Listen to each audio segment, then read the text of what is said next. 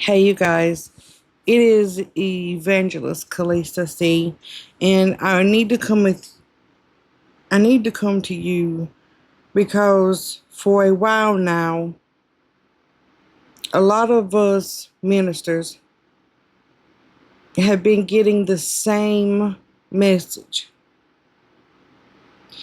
It's this feeling of heaviness, this feeling of urgency, this feeling of, you know, if y'all seen my last video, first off, hey y'all, it is Evangelist Kalista C, and I have brought out the big mic. When I bring out the big mic, you know it's serious. You know it's serious. Unless I'm doing something cutting up, you know if I bring out the big mic, I want you to hear every word I say. Okay? The devil is trying so hard to compress people, to stay pressed on them, keep his princes of apality just choking the life out of God's people. And it is so bad now that the urgency is coming with pressure. It's coming like none other before. And my dreams are starting to get more intense. And it's like, it's a pressure. It's an urgency. It's a, God, oh, I gotta go. I'm late. I got to get where I'm got to go. I gotta hurry, you know? And for a while, the Lord has been saying, do you not know whose breath is in your lungs? My children, do you not know whose breath is in your lungs? When I say the power of the mouth, the power of the tongue, what do you see and hear me saying? When you look at your mouth and you hear your mouth, your tongue say things, why do you think that I tell you, my children, that there is a power within the tongue? It's because what comes off of that tongue and out of that mouth is being the sound. What you're hearing is being made by the very air in my lungs. So what you say, you're made in my image. The breath that is in your body that you are using to speak, to talk, to say, whatever you are saying, might as well be me saying it. Oh, might as well be me saying it. Because if I made you, you're made in my image, and the what you're speaking with, the air that you're breathing with, and the air that you are making the sound with your tongue is coming out of being produced in my body. Your Father, your Creator, your Abba, your beginning and your end. What power do you think that is hurting and being useful with?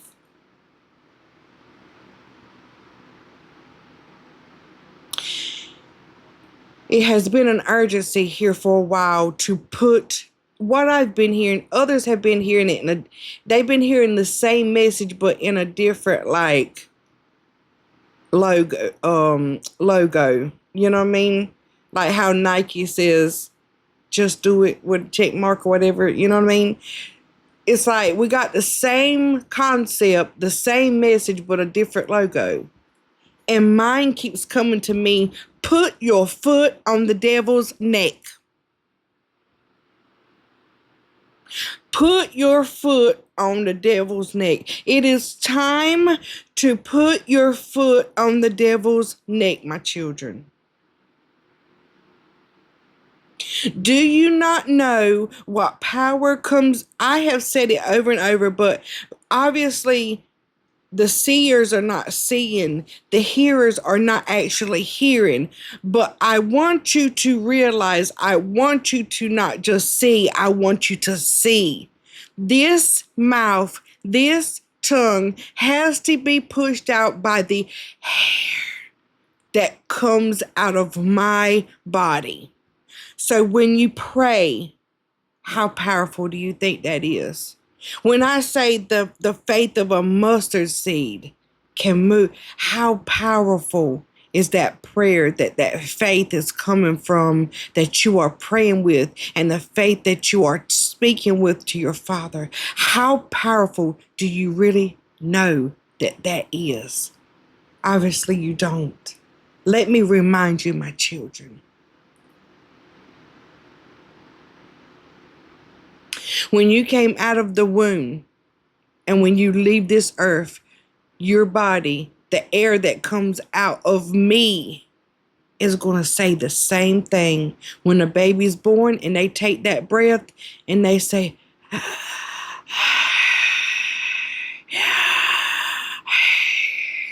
you're saying Yahweh. You're speaking to me. Your first call out is to me. That initiates that mouth, that initiates that tongue, that initiates that body to let you know that the power that comes out of that mouth and from that tongue is very, very powerful.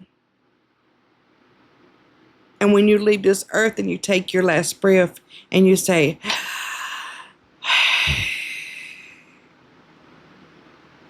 it's the air that makes the difference, that's coming through that body, that is coming past those tools, that's making the sound. So I don't know who I'm speaking to, and it could be a few, but there is a lot of you that are really feeling the pressure of the enemy. You're really feeling that pressure of the devil trying to get you to revert, to go back. Because the devil knows ahead of time sometimes of what is to come. He knows you before you know you, of what the Lord made you to be. So he's going to be at you. He's going to be clawing to you. He's going to be enticing you. He's going to be bringing those people that you used to buy those drugs from. He's going to be bringing them in front of you. Like, hey, want something for free? Here. No, you ain't got to even buy it. It's for free this time. When before you had to scrape and scrap and get change together to get that next fix. But this is the time in the day it's going to be coming to you, baby. So that the point is going to be free. But he's saying, don't go back. Keep pressing forward. I know the pressure's hard. I know, but if you'll use that power of the tongue to speak to that enemy and put your foot on the enemy's neck and say, I rebuke you in the name of Jesus. You will not have my household in the name of Jesus. You will not have my family in the name of Jesus. You will not have my children. You will not have my husband. You will not have my mom. You will not have my sister, my brother, my father. In the name of Jesus, put your foot on the devil's neck. To the point I had a dream last night. My dreams have been getting real, y'all. And I asked the Lord what was the dream about, but he kind of brought it to me. It's like, it's where some are trying to get to be brought back to their old, but no sooner do they get brought back to their old and that's it. They're dropped straight into the pit of hell. They're not going to be able to get themselves back out of it. And my dream exactly was what that was. I had went to buy drugs, but no sooner did I buy the drugs. As soon as I got them, I felt myself drop, going straight to hell. I could feel myself in the dream just falling. And that's what the Lord was trying to tell me. Someone.